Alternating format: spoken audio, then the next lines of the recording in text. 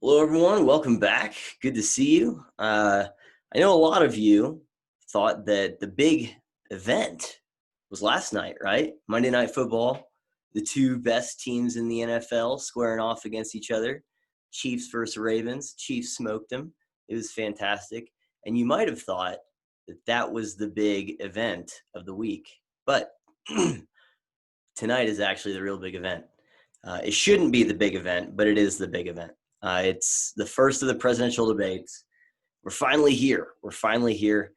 And, I was going to originally do this as a Facebook Live thing, and I decided I wanted to show some different articles I had pulled up here. But I was going to call it polls and predictions are really stupid. So now here's some polls and predictions. But it's true. There's a lot of things that, the same people, looking at polls and saying this is where things are and this is where it is. There are some of those numbers that I think we can learn some stuff from, and some I think that we can probably discard. So I do want to look at a few things that I think are kind of interesting that might inform why the debates are actually probably going to be important. And so I want to look at that and make a few kind of predictions, or at least analysis, right, of here are some things I think is going to happen, and here are the ways in which this can affect it. So I wanted to do that real fast and get that posted before the debate tonight. But what I'm going to be doing is watching it live on YouTube, and I'm going to be recording myself like I am here using Zoom. And then after the debate's over, Kevin from Engineering Politics is going to join into the Zoom call, and him and I are going to talk about what happened. And then I'll post that either late tonight or early tomorrow morning, just however long it takes it to download. So anyway, so here are the three things I want to look at. I don't want to make this very long because I know we all got stuff to do. So I want to look at, for the debates, in terms of from the perspective of the voters, from the perspective of the candidates, and from the perspective of the media. So the first one is on the voters. So here's something I think is interesting. So I heard Ben Shapiro say today, his episode today the title was pretty funny. It was "Let's Get Ready to Fumble." I thought that was pretty appropriate. But so you have this NBC article. Most voters say Trump-Biden debates won't move them, but here's why they could matter. This is a pretty great little subtext here. The first face-off Tuesday features two septuagenarians prone to verbal stumbles, and seeing them side by side could affect voter perceptions. Now, here's where the article, I think, misses the point. And Ben said something like this today as well. And I was like, hold on a second. That conclusion is crazy to me. So it was this part right here. So 29% of Americans said in a recent NBC News Wall Street Journal poll that debates are extremely important or very important to their votes. So we have 70% of voters who say this doesn't matter, right? Which probably means their mind's already made up, which is fair. And then you have 29% that say, no, this is actually somewhat important or very important. Well, why would it be important? Why would it be important if you already had your mind made up? Now, I think what I will say is I'm not convinced that 30% of the country is undecided on this, but let's say it's 10 to 20% is undecided and that they really do not know how they're going to vote right now. Well, how close do you think this election is going to be? I think it's going to be really close. The last one was really close. So even if, let's say that it's wrong, actually, it's 1/6 of that. Let's say it's 5%. I think it's more than that. But let's say 5% of the population is completely undecided on how they're going to vote. Doesn't that mean that matters? Don't you think the election will be decided within a margin of 5% or 7%, or at least, under 10%? So I think these do matter. So, like Ben today was saying, everyone has their mind made up. This is going to be whatever. And it's like, no, for the people who are going to decide this election, which there are still undecided voters out there, this is actually pretty important. And here's something, this is the poll. I didn't expect to get a giant freaking really long and robust data set from the poll they did, but I'm glad that I did. This is actually a really interesting poll. I'll put it in the description for this. But there's two data points here that I want to look at. That so what I'm not going to do is say this is this many people support Biden, this many people support Trump, therefore. I want to look at how they answered a few other questions as, some things we could glean some information from. So there's two in particular. So the first one here is, so here's a question.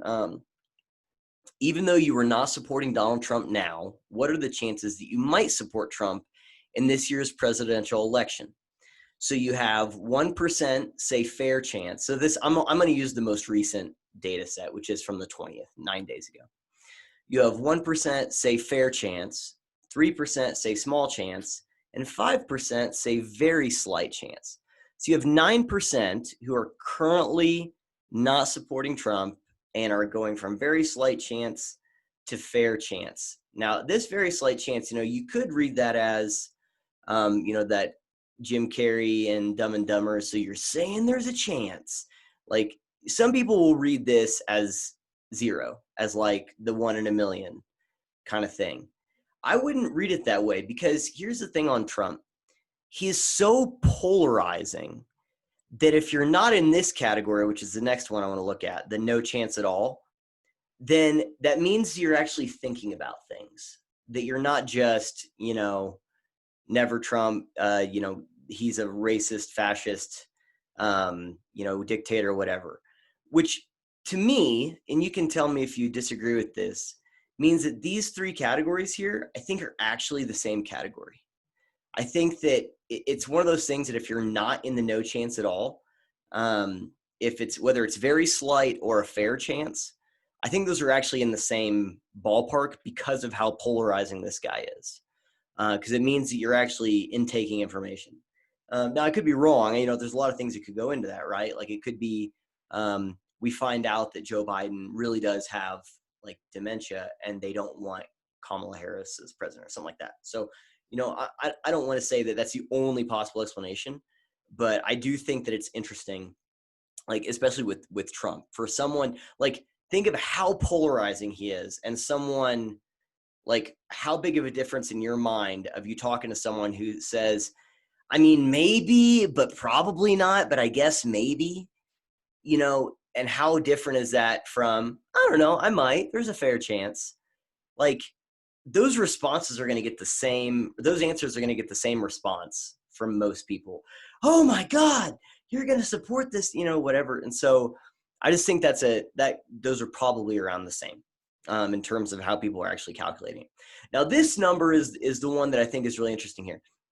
47% are saying there is no chance at all they will support Donald Trump. So these are people that are currently voting or plan on voting for Biden, so they don't support him now. And it's saying, well, what are the odds that you might support Donald Trump? 47%, no chance. No chance. Now, that's actually not super surprising. I think I did this in an episode a little while ago where it was something like over half of people, it was a Pew Research poll, that people who were planning on voting for Biden, and their number one reason for why they were voting for Biden was he's not Trump. And so, like, that's not super surprising, right? There's no chance they're going to support Donald Trump because most of those people are voting for Biden because they don't want to support Donald Trump. Like, it's about that guy, not necessarily some enthusiasm for Biden.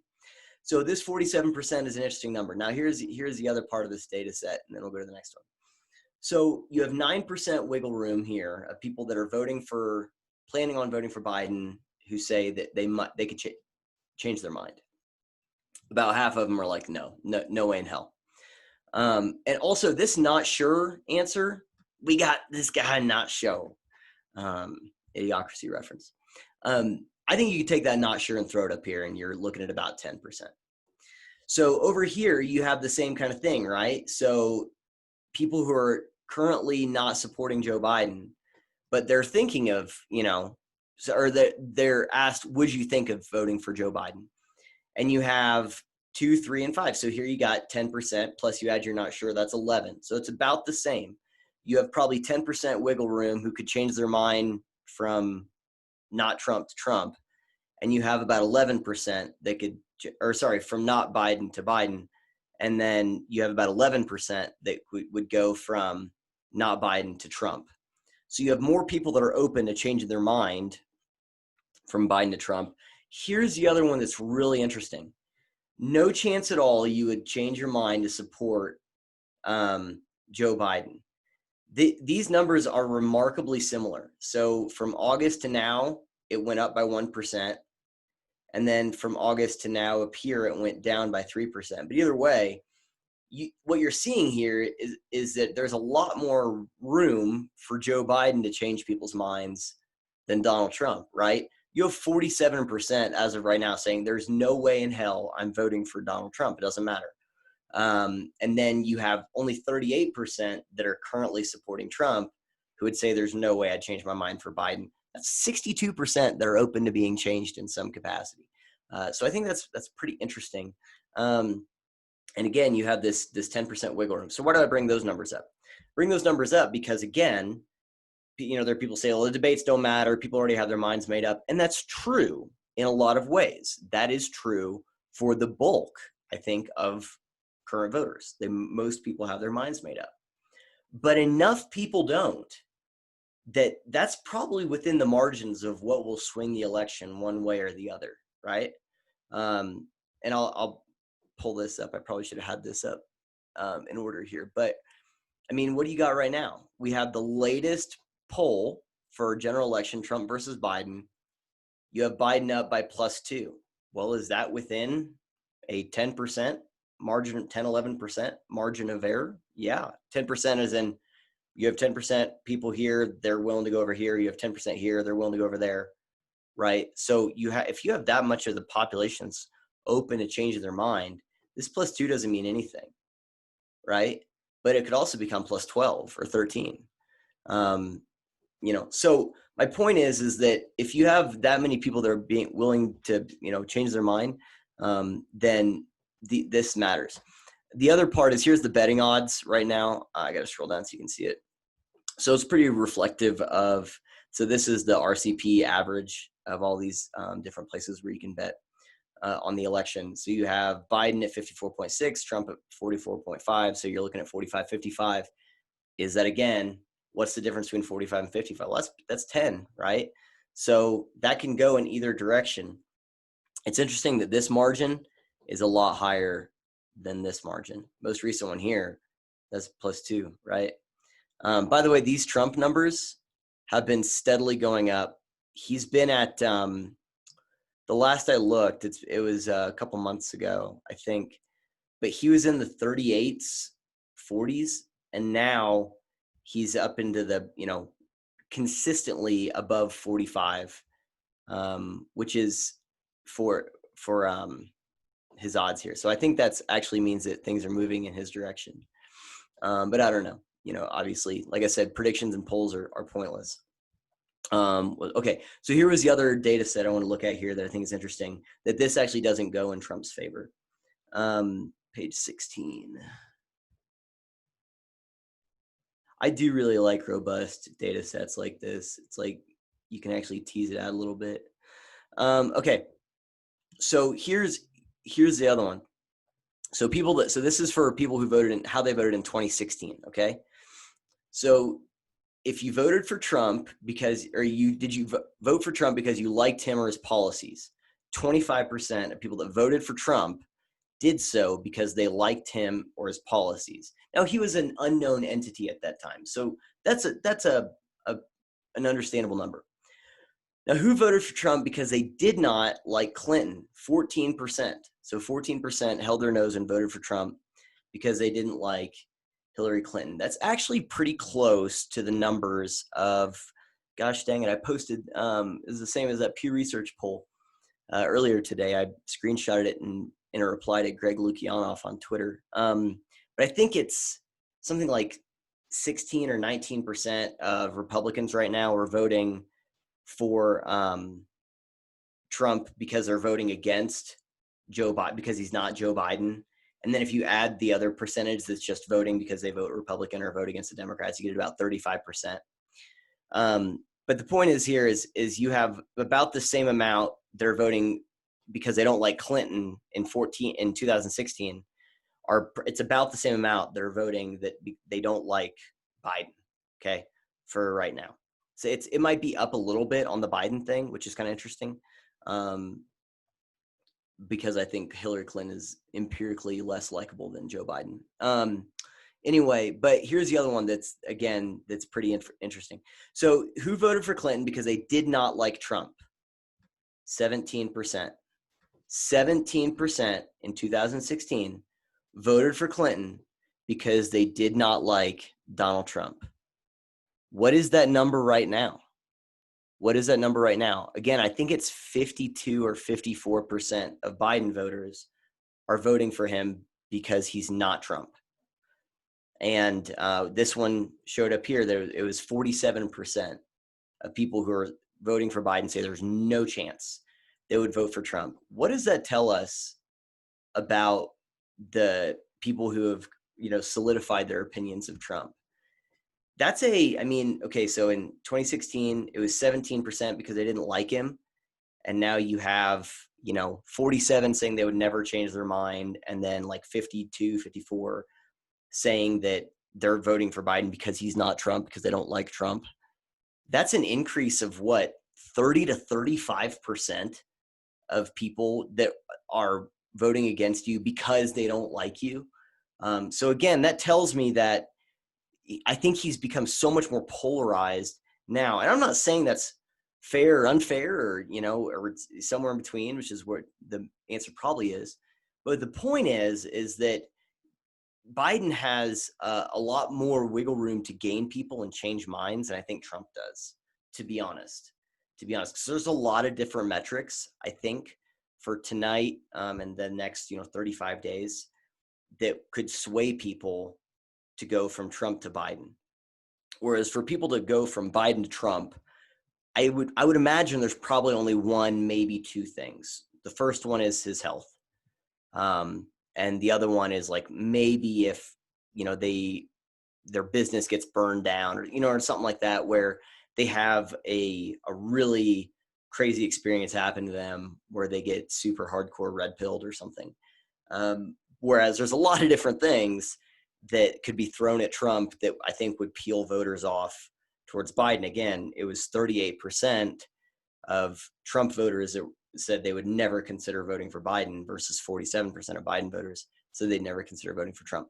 But the point is people's minds can be changed. That is certainly an option for this situation. Not an option. That's a possibility. It's going to happen. There are people they're on one side, they're going to go to the other, and vice versa. So people's minds are going to change. So let's talk a little bit about the candidates tonight. And I'll pull this up whenever we'll talk about this at the last part of the media. So for the candidates, again, so there's really only one thing Biden has to do, and that is appear awake, appear like he can answer some questions. That's the standard for him. I'm not sure that there's really anything else. Like, I just don't think that there is very high expectations for him, right? I mean, if you look at his DNC speech, which I thought was a good speech, but it was like the shortest one in recent memory. He's on teleprompter. All these interviews he does are on teleprompter. He did that. He does all these really softball interviews, where people were kind of holding his hand through it. He did that town hall with Anderson Cooper, where Anderson Cooper is just fluffing him, the whole time and, stroking his ego and, oh, Joe, you're just the greatest. And so, I don't think there's very high bar set for Joe Biden, to be honest. Now, I don't know what the bar is for Donald Trump. I'm thinking about a lot of this in real time, so but the perception I have of Donald Trump is of what people's expectation is for this debate. You know how sometimes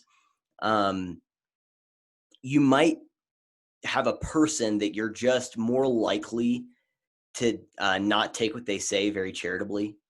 You know what I mean? Like, they're way more likely to go, like, to assume the worst possible interpretation. Like, there's a person is like always sarcastic. I get this a lot where people are like, think that I'm being sarcastic about stuff, and I'm like, no, I'm not. I was being serious. but I've set myself up, from being a wise ass a lot, where people, think that that's what I'm doing even when I'm not. Um, and so I think with Trump, people are very few are going to go into it, applying the most charitable interpretation to him. Again, I'm not saying whether that's reasonable, unreasonable, fair, or unfair. Just is. And so I think that for him, he has a much smaller needle he has to thread in terms of how he answers questions, his candor, his demeanor, and so on and so forth. Because I think people are going to be inclined to want to have some type of bias confirmed about Donald Trump, because of, he's a polarizing guy. He just is. And I think for Biden, it'll be, yeah, if he can answer some questions and string some sentences together, then it's a good night for him. I really do think there is a lot to be said for, there's been a lot of conservative commentators who said it's really been a mistake for the Trump campaign to spend the last several months making it seem like Joe Biden is just, completely in la la land. I've made those jokes too. They're easy jokes to make, whenever he doesn't remember one of the most famous lines in the Declaration of Independence. And he has all these things where it's obvious something's happening there, but like, you can't make that the thing, right? You just can't make that the thing. And so, I think they've done that to themselves, but so I just think that the standard's going to be lower for Biden than it is for Trump. Now here's the other side of this, where so far I think the odds are not in Trump's favor tonight or really for the election. But there is one thing that I think does go in his favor. There is going to be a lot of people that watch this tonight. There is. It's Tuesday. They're like, the Bible study I'm in, like, they changed the day to Thursday because they're like, hey, I think everyone wanted to watch this tonight. Like, people moving Bible studies. I know that there's so many watch parties going on in like every corner of the internet for this. There's bingo cards you can make. There's drinking games and stuff. And so I think that a lot of people are going to watch this. Now, why does that go to Trump's favor? Well, for the same reason that he actually some people were red-pilled a little bit by the coronavirus task force meetings. There was a lot of times in that where he shot himself in the foot, of course. But I read the recent article Bridget Fetisi wrote for The Spectator, and she got like hundreds and hundreds of letters from people who were, lifetime Democrats voting Republican, lifetime Republicans voting Democrat, people who voted Clinton who are voting Trump, people who voted Trump who are voting Clinton or Biden. And so like one of the things that she talked about in there, I think she quoted a few people. There was one guy in particular who said that he watched the coronavirus task force meetings or press conferences, and then so he'd hear what was said, and then he'd see the way it was covered in the regular media sources he watched.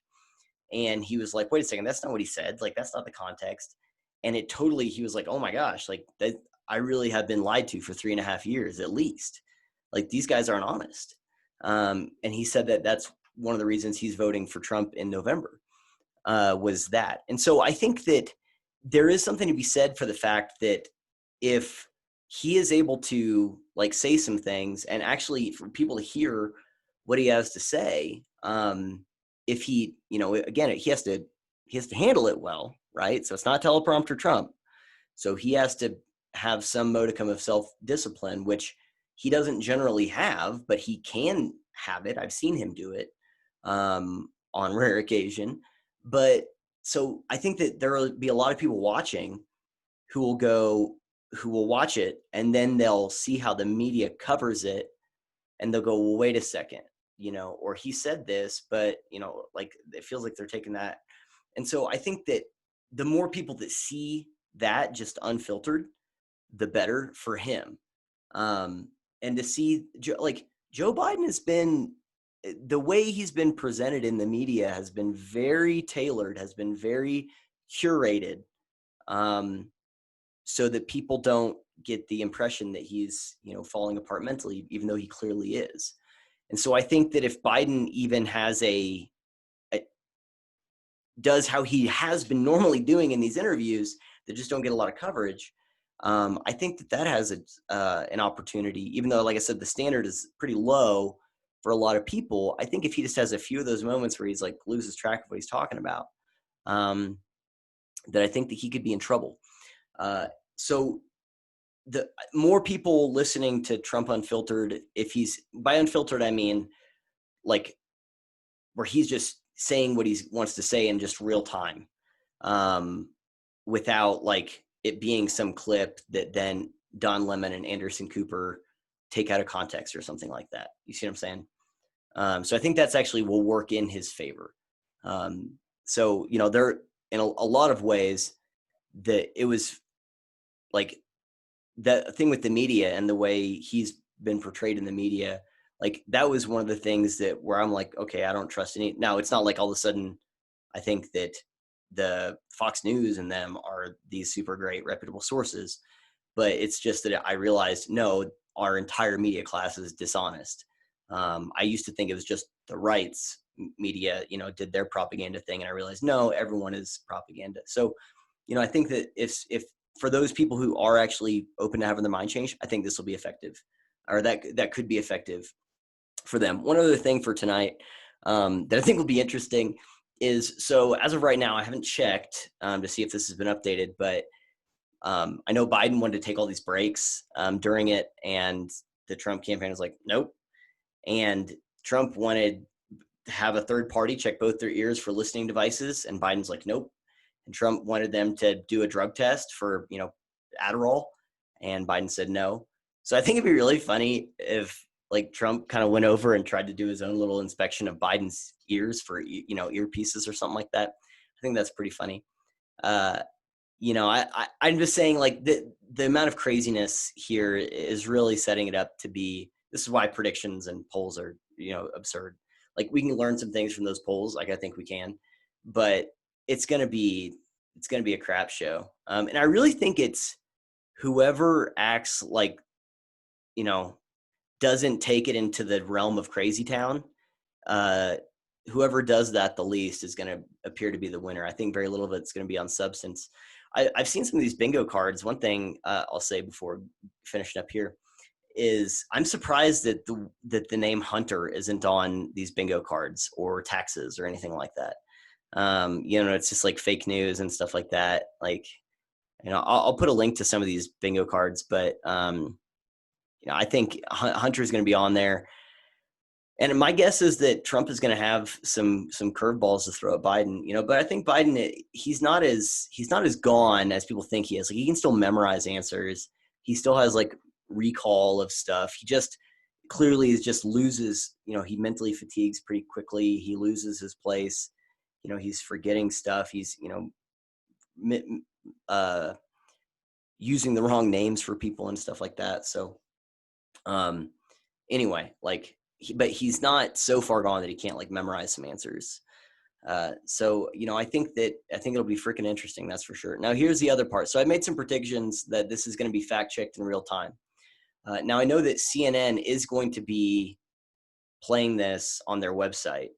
And so I think that the commentators on CNN will fact check it, and they'll be tweeting out fact checks, I imagine. I bet MSNBC does it. I bet NBC does it.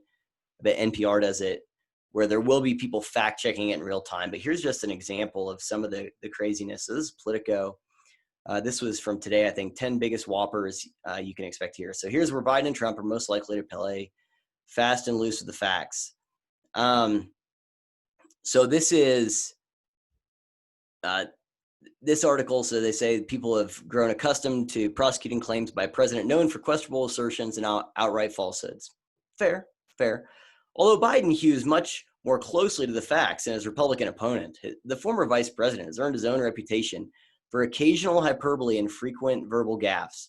Now, again, think about the premise. Remember, I did a video on Brandolini's law about the bullshit asymmetry principle, and just the fact that it takes a lot more information to debunk BS than it does to just say it.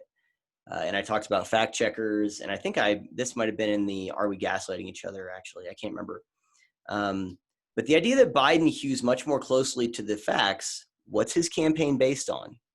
What did he re-articulate at the DNC in his speech? What's the very thing that he said convinced him to run? Well, it's the fine people hoax. It's the fine people hoax that Donald Trump said that white supremacists and neo-Nazis were fine people, when that's not true. So we're already on shaky ground. And by that, I mean, you've lost me by saying that he hews much more closely to the facts when this is a man who multiple times has articulated something that's been debunked for 3 years. Anyway, but this, I just want to show you guys kind of where this is at. This whole list is stupid, the ones for both Biden and Trump. So, but this one's actually pretty fair. Democrats are sending millions of unsolicited ballots to Americans, which will result in widespread voter fraud. Now, here we go. Only 9 states are automatically mailing all voters ballots this year. And it says, so here are the ones who regularly do it. So 5 of those states regularly mail every voter a ballot. So Colorado, Hawaii, Oregon, Utah, and Washington. Now, I don't know what regularly means. Like, does it mean they do it in every election? The wording is strange here, but let's assume they do. 4 states are doing so because of the pandemic. Okay, California, Nevada, New Jersey, and Vermont. Well, hold on now. Which will result in widespread voter fraud? Okay, well, do you think if you add up the populations of California, Nevada, New Jersey, and Vermont, you're going to get millions? Just any one of those states has millions, right? So the number is correct. They are unsolicited, right? They are, which will result in widespread voter fraud. Now, he can't assert that it will result in widespread voter fraud. That is fair, okay? We don't know that. But is it one of the biggest whoppers to expect for him to say, there's a good chance that there's going to be some shady stuff that's a possibility here?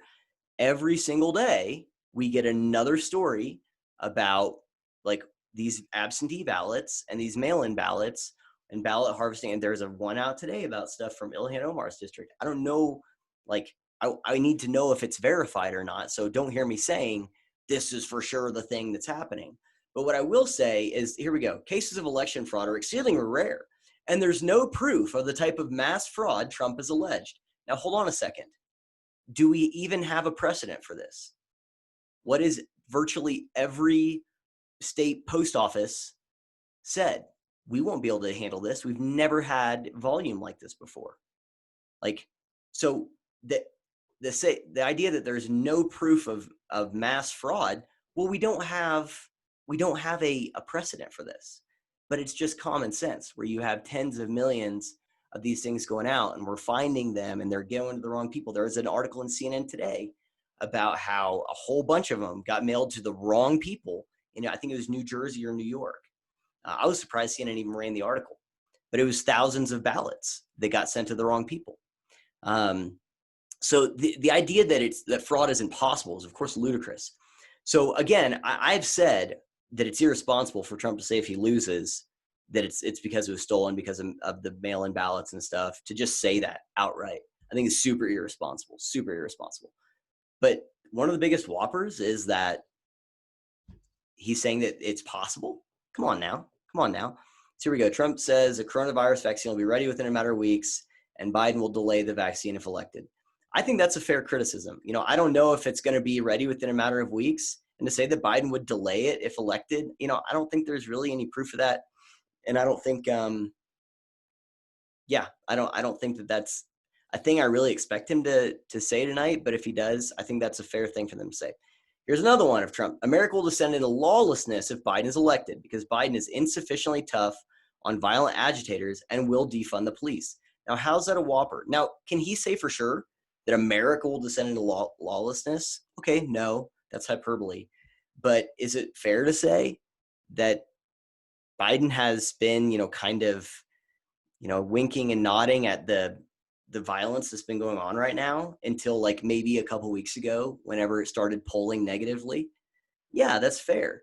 Do I think that America is going to descend into lawlessness? Not necessarily. Has Biden said he's open to defunding the police? Yes, he has. Do I think that there will be widespread violence if Trump is elected? Yes, I do. So I think that there's some issues here. But yeah, the fact that Biden went and met with Jacob Blake's family. So Kamala Harris. So come on now, don't tell me they're tough on violent agitators. Get out of here with that. Here we go. Biden says he opposed the Iraq war from its earliest days. Like, so, okay, he made similar comments. They say, he didn't oppose it from its earliest days and so on and so forth. But how big of this is an issue for people right now? I don't know. But, fair enough. So we got one. So we got 3 for Trump, 1 for Biden. Oh, here's another one for Trump. He will replace Obamacare with a new health care plan that protects people with pre-existing conditions. How can they say this is a falsehood? How can they say this is a whopper? Didn't the Republicans try to do that when Trump was first elected? And if you remember, John McCain was, I think, the decisive vote in preventing the healthcare reform from going through. You could correct me if I'm wrong there. But to say that he won't continue to try and do the thing that he tried to do as soon as he was elected, why is that a whopper? How can you say, now fair enough to say that he doesn't know for sure that he'll get that done, but to say this is a big whopper that Donald Trump will try to continue to do what he has done, and also he's taken on health insurance companies and prescription drug companies as well, and they actually mention it right here. But that's ridiculous. So we have 4-1, 4 for Trump, 1 for Biden. Trump says Biden abused the office of vice president to benefit his son Hunter financially. Big whopper. Now, what I will say, and I said this before, I will continue to say this. I think I said this back in December because this was during the impeachment stuff. I said that it was because there's a lot of conservatives that said because Biden, whenever people brought up stuff that Hunter was doing in Ukraine, he said that he didn't have time for that, or he didn't have the ability to handle that at the moment. There were conservatives that said that he was just dismissing it. That was him turning a blind eye. Well, maybe, but I don't think that's a fair criticism. Biden's other son, Beau, was in the last days of his life when that happened, of losing his battle with cancer. So do you think that that it was probably honest when Biden said, I can't deal with Hunter right now. The good one's dying. Okay, I'll worry about the crappy one later, but the good one is dying. So I think that there's a good chance that Biden turned a blind eye, but I don't think it's fair to say that he could have, he had all this mental space to deal with it at the time, especially the Ukraine stuff. But he was just, whatever, I don't care. Beau was dying at that time. So I don't think it's a fair criticism for conservatives to say that, at least in that moment in time with Hunter. Now, is it fair to say that Hunter exploited his dad's name, and I think Biden's brother did the same thing, exploited his dad's position for resources and for financial gain? Absolutely. What was the recent thing that came out that Hunter got a bunch of millions of dollars from I think it was the mayor of Moscow's wife or something like that, some oligarch in Russia? Like, there's a lot of legitimate questions about Hunter Biden. So do I think it's necessarily, can we prove that Joe Biden actively was abusing his office to benefit Hunter?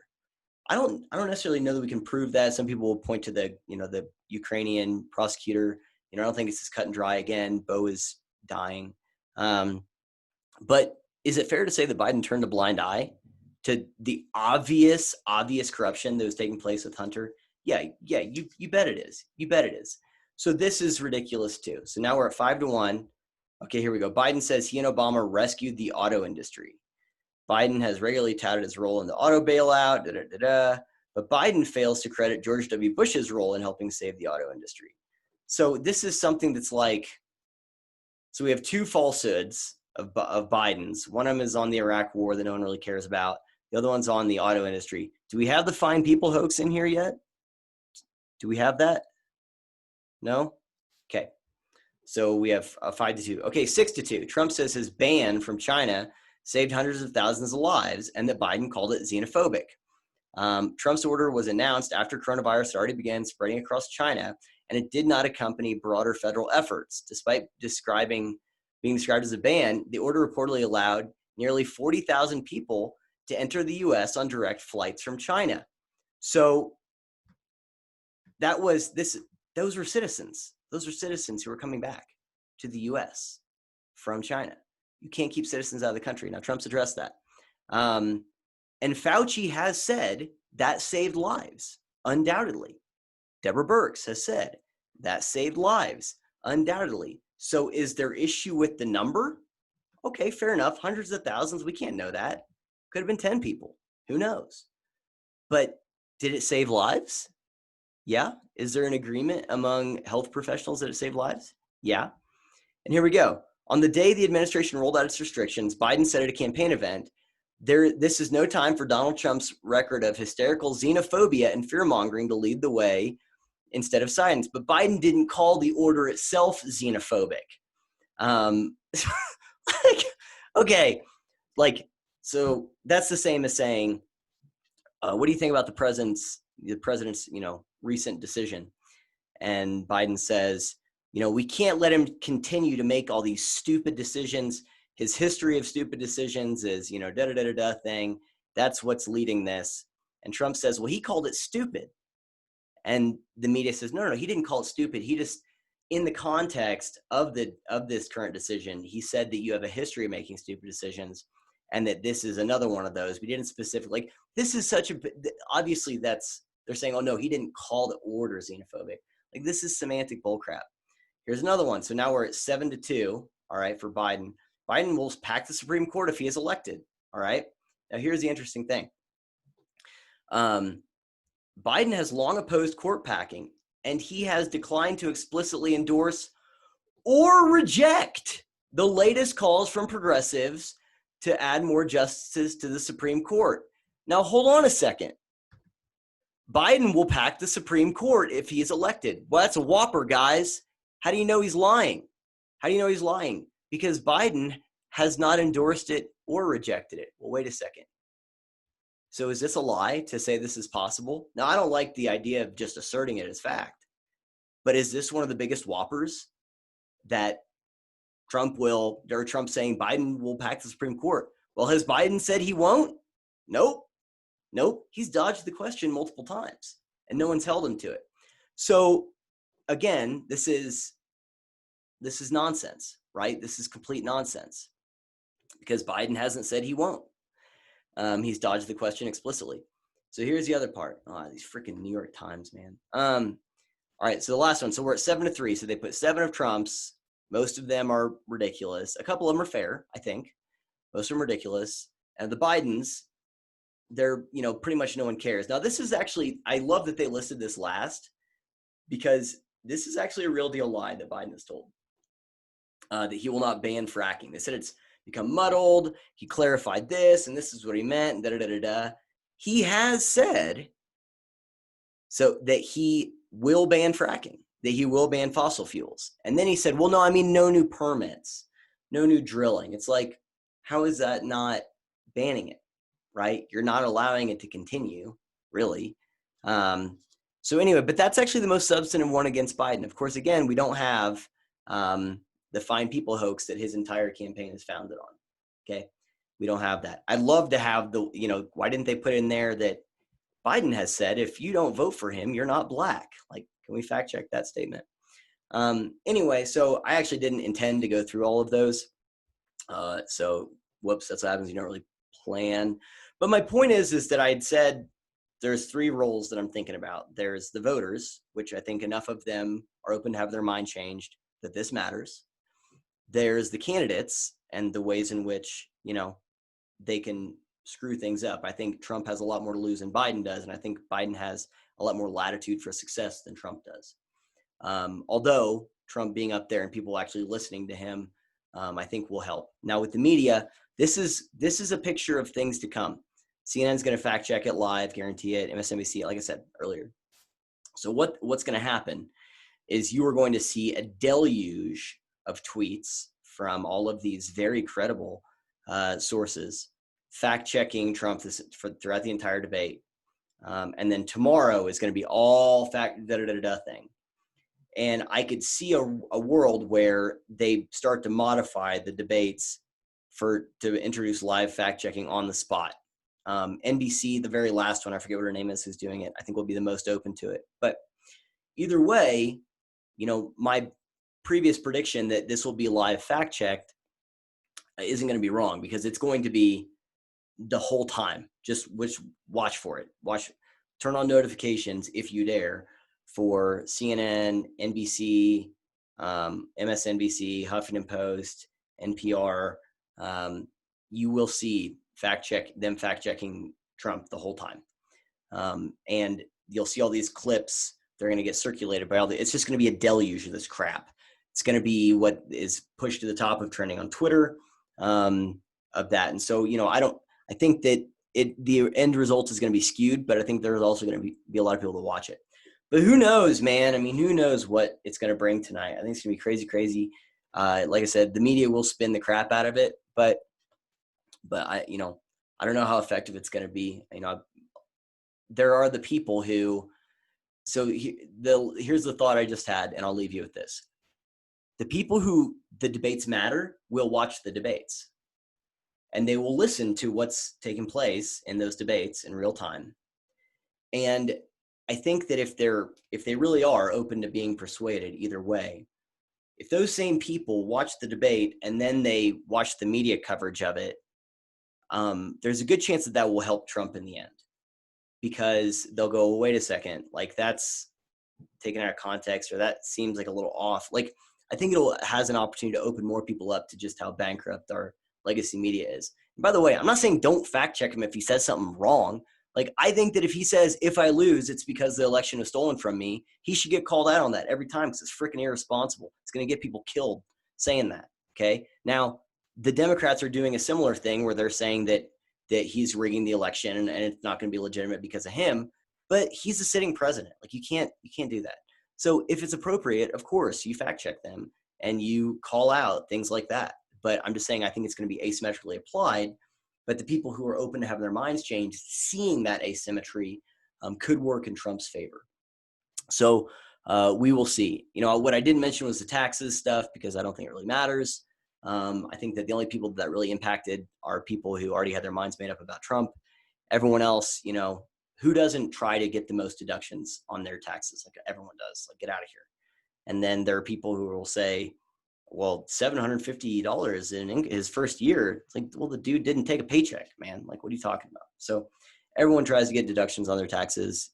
I complain about the tax code. That's fine. I think our tax code sucks. But if anyone's claims that what Donald Trump is doing is any different than Rachel Maddow, or Robert De Niro, are trying to do, like, of course, everyone gets the most deductions they can. Like, that's normal, especially if you live in those places that have super high taxes, California, New York, right?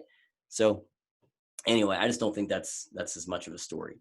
But the story tonight will be 200,000 people, 200,000 Americans dead of coronavirus.